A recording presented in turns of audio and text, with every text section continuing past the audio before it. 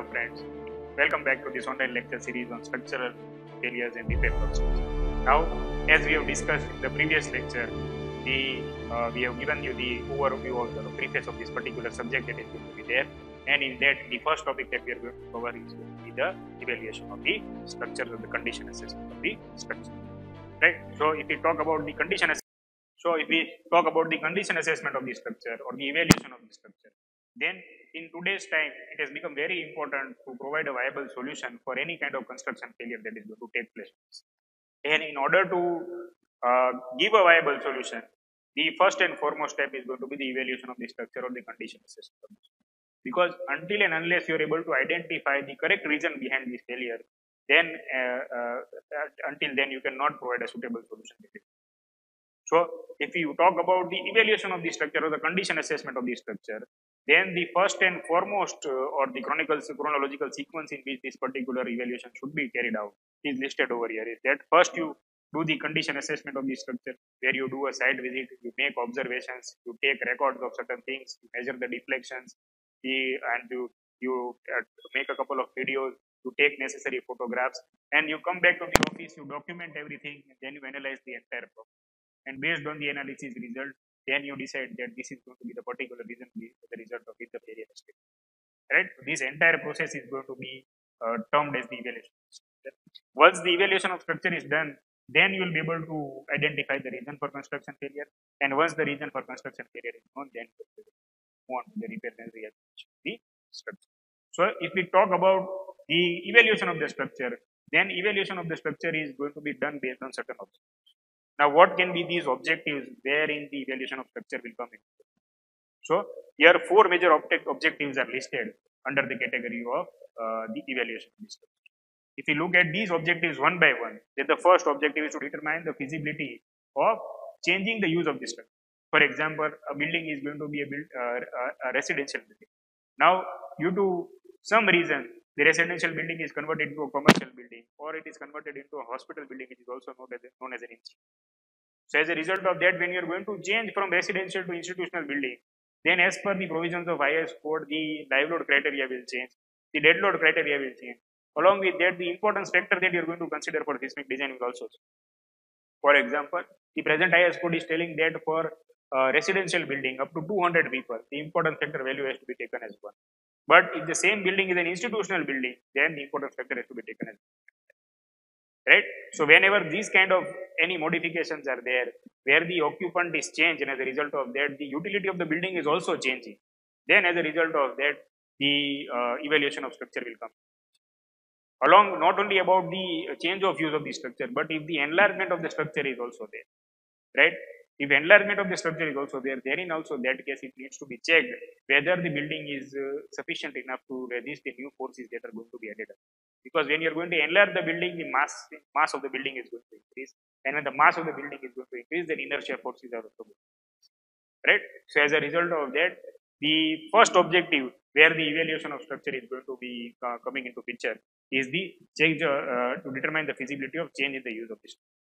Then the second objective is to determine the structural adequacy and integrity of the structure. That is, whether this particular structure is capable of taking the necessary load which is likely to be coming on it or not. Right? So, in that particular case, you need to check the design of the structural elements, important structural elements, based on which you can evaluate the adequacy of the design.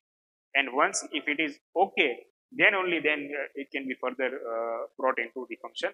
Otherwise, you need to make necessary modification, and then only occupy the building. Right? So that is going to be the second objective. And the third objective is to evaluate the structural problems or the distress that is going to be created in the building due to several reasons. Now, when you talk about distress, then as we have seen in the first slide of construction failure, there are several reasons due to which construction failure. Similarly, when you talk about distress in the structure, then there are several reasons due to which the distress also will. What are these reasons? First, the foremost reason that we can take example in case of structural stresses is that the overloading of the structure or premature loading that we have discussed in the first lecture. Along with that, if there is exposure condition also need to be taken, whether the exposure condition is mild, moderate, severe, that also needs to be checked. Extreme and very severe, that also needs to be checked. right? So based on the exposure condition, also certain parameters such as cover is going to be changed, minimum grade of cement is minimum grade of concrete is going to change, minimum content of cement that can be used, water cement ratio. All these guidelines are given in IS 456. So whether these guidelines are followed in the construction process or not, whether these guidelines are followed in the design process or not, this needs to be evaluated. And if these are not evaluated, then as a result of that, the distress is there. Along with that, other reason for distress can be also be the natural calamities that can be wind, flood, tsunami, earthquake. These are also going to be the different reason when the distress is likely. And if we talk about the fourth objective or the last objective, then we can say to determine the feasibility of modifying the existing structure to conform with the current. For example, if a building is constructed or designed some 15-20 years ago, right? And now you are going to do some modification in the building, or if you are willing to extend the building or you are willing to expand the building, then in that case, when the original design was done, then in that case, the old code or the code that was prevailing at that particular time was. But now, if you want to do the modification, then you need to follow the current code. So there is always going to be a change in some kind of parameter, and particularly in case of seismic parameters. So when you are going to expand the building now, is the building likely to conform with the current code or not? If they need to check that particular thing, then also in that case, the evaluation structure is likely to be taken. Right? So these are some of the objectives which can be considered for evaluation. Now, when you are going to do the evaluation of these structures, then there are certain factors which will affect the evaluation. Right? First thing is that the points that we are going to discuss over here are only going to be a guideline to you. Right? But the final decision will be of the engineer who is going to visit that particular site. Because the judgment of the engineer has to be considered as final, because he has visited the site, he has done the visual observation, he has done the analysis, and based on that, he is suggesting a particular remedy. Right? However, we are going to just give you a couple of guidelines over here based on which you can work out the evaluation of the structure in a particular. And when you are going to do that, there are certain factors that you need to keep in mind before selecting an agency who is going to do the evaluation. First thing is that is the engineering judgment has to be given the utmost priority. That is, whenever you are appointing an engineer, and if that engineer is giving you a solution which is not viable according to you also, or it is not in your favor also. For example, you have decided that you are going to expand this particular structure, but after the visit of the engineer, the engineer is suggesting that the current structure is not capable of resisting the forces. Then in that case, you should not overrule the judgment of the engineer and proceed with the modifications. That is why it is said that engineering judgment is going to be play a very important role, because several times it has been observed that sometimes the mistake is done by the engineer also. That is, if improper procedure is followed or the inadequate judgment is taken by the engineer, then as a result of that also the failure has taken place. So that is why the first and foremost factor, important factor, which is going to be there in this entire process of evaluation is going to be the engineering. Then second is close consultation with the owner. That is, you need to understand the objective based on which the evaluation is to be done. We have seen the objective in the previous slide, right? So you need to discuss with the client, rigorous discussion has to take with the client. And then based on that discussion, you need to decide that what is the objective that the owner is going to achieve through this evaluation. And accordingly, then the process should be finalized and accordingly the evaluation should be. Right? So close consultation with the owner is going to be done. Then clear definition of the objective, whether you want to repair the structure, whether you want to retrofit the structure, whether you want to demolish the structure, whether you want to preserve the structure. This has to be understood. Then what is the cost that is likely to happen in order to achieve this objective, and whether it is going to interfere with the current operation. That also clearly mentioned. Because if we are going to do some modification in factory, then the current operations, if they are going to come and halt, then as a result of that, the production losses are going to be higher as compared to the modification that you are doing. So you need to clearly convey to the client that in this particular case, the modifications when you are going to do, then the operations are going to be halted for so and so time, and as a result of that, certain amount of cost is going to be there due to this halting of operations. Then during this entire process, work should be given to experienced engineers, because as we are saying that the construction industry today is facing a problem where everyone is trying to do everything. But when you talk about this restoration of the buildings or the repairs and rehabilitation of things, then in that particular case, you need to always give work or assign the work to experienced engineers who have a record of working on these kind of things. Because certain things are not going to be visible over here in this particular case of evaluation. So based on these visits and based on the experience, the engineer has to take a decision on the site and accordingly the process will. Right, so it becomes very important that experienced engineers are hired for this project.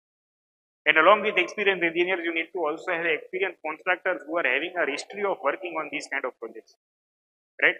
So if somebody is assigning a work to some contractor who has not done previously this kind of work, then as a result of that, he may face some problem during the time of execution. And lastly, along with this thing, if competitive bidding is also going to be there, because as I said, that economy is an integral part of our construction.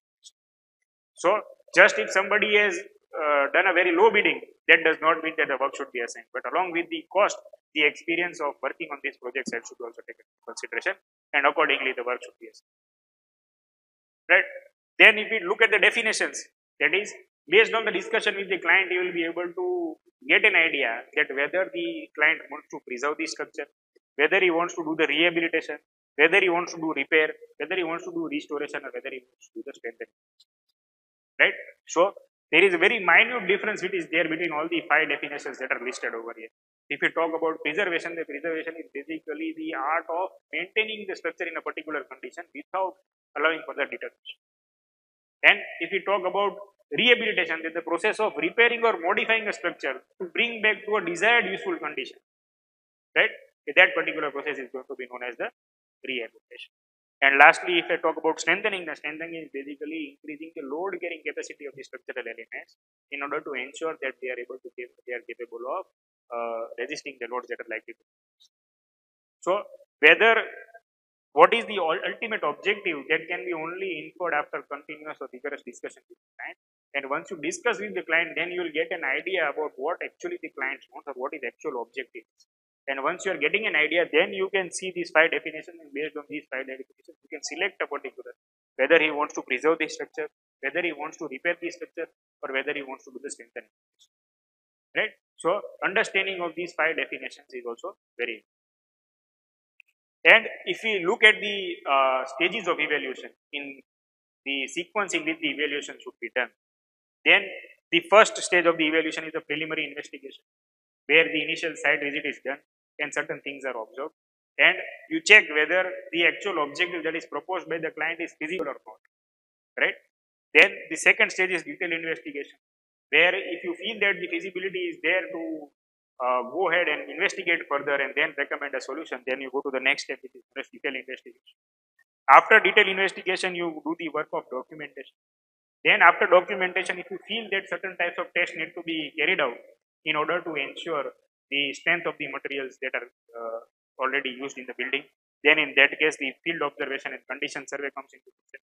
Then along with that, the sampling criteria comes into picture. After the sampling criteria, the evaluation part, that is the structural evaluation and the material evaluation comes in. And based on all these 6 steps, finally you prepare a report wherein you conclude whether this particular objective that is set by the client is achievable or not, what is the cost that it is going to incur, what is the duration that is going to happen, and what are the complications that are likely to occur during the course. Right?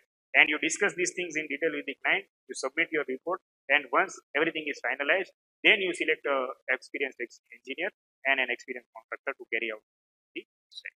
Right? So these are the 6 stages or 7 stages of the stages of evaluation of the structure. In the next lectures that are going to be there, we are going to discuss in detail regarding all these 7 stages one by one, and then we will proceed ahead with the construction. So in the next lecture that we are going to talk about start with the discussion regarding the preliminary investigation structures, and from there on we will